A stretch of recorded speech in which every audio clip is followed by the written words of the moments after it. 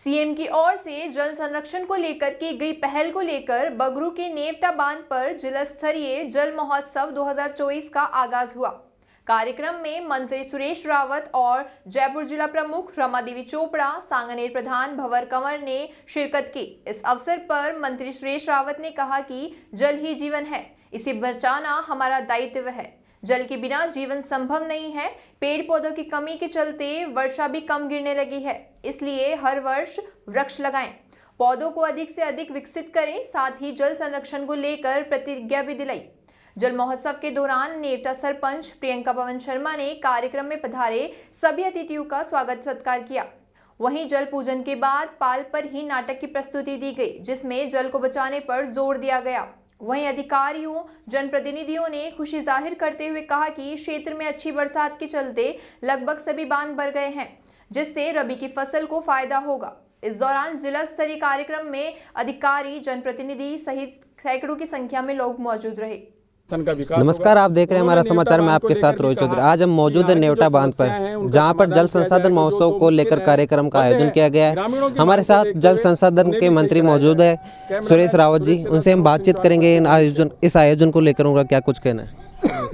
देखिए, मैं माननीय मुख्यमंत्री जी का हृदय से आभार प्रकट करता हूं कि उन्हीं की सोच और उन्हीं की प्रेरणा से आज हम ये कार्यक्रम कर रहे हैं। इंद्र देवता का भी मैं आभार प्रकट करता हूं कि हमारी जो सरकार बनने के बाद ये पहला मानसून काल है और पहले मानसून के अंदर ही हमारे प्रदेश के अधिकतर बांध और तालाब लबालब हो गए।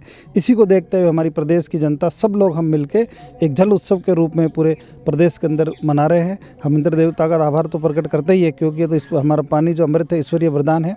साथ ही माननीय मुख्यमंत्री जी का भी आभार प्रकट करते हैं कि वो ERCP जैसे प्रोजेक्ट, यमुना का पानी लाने जैसे समझौते पे काम किया और उन्हीं की प्रेरणा से और उन्हीं के पगफेरे से आज ये इतना अच्छा उत्सव हो रहा है और हमारे तालाब भरे हैं। देखिए, निश्चित रूप से मैं सिंचाई विभाग का मंत्री हूँ और जब हम लोग सब यहाँ आए तो यहाँ कुछ न कुछ अच्छा ही होगा। इस बार हम इसकी स्टडी करके जितना हम फ़ायदा दे सकते हैं उतना फ़ायदा देंगे। हमारे साथ जिला प्रमुख जी भी मौजूद है, उनसे भी बातचीत करना चाहेंगे।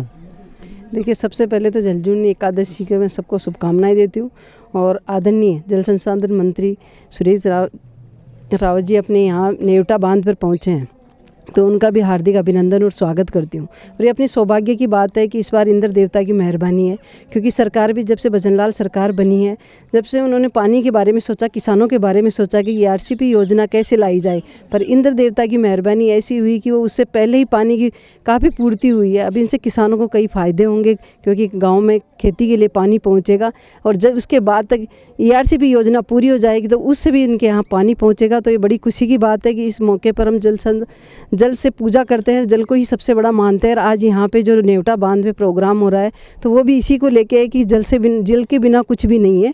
तो हम सबको ये सोचना चाहिए जल को कैसे बचाया जाए, आगे के लिए भी सोचना चाहिए। हमारे साथ सरपंच प्रतिनिधि पवन जी भी मौजूद है, हम उनसे भी बात करेंगे जल संसाधन के कार्यक्रम पर उनका क्या कुछ कहना है।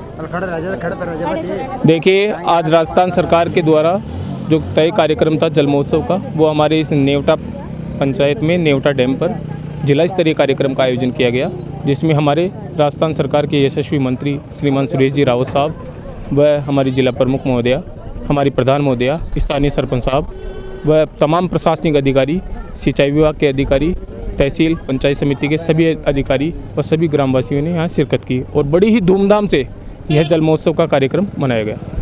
सर, जो जल मंत्री है उन्होंने क्या आश्वासन देके गया जनता को? देखिए, माननीय मंत्री महोदय गांव गरीब किसान से जुड़े हुए हैं। सम्मानीय मुख्यमंत्री जी की जो नीति है वो है गांव गरीब किसान का कैसे भला हो।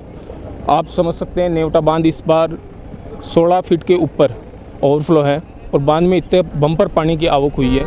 हमारी वर्तमान में जो नहर है, नहरें तैयार भी हैं और कुछ एक नहरों का सुदृढ़ीकरण जीर्णोद्धार होना बाकी है।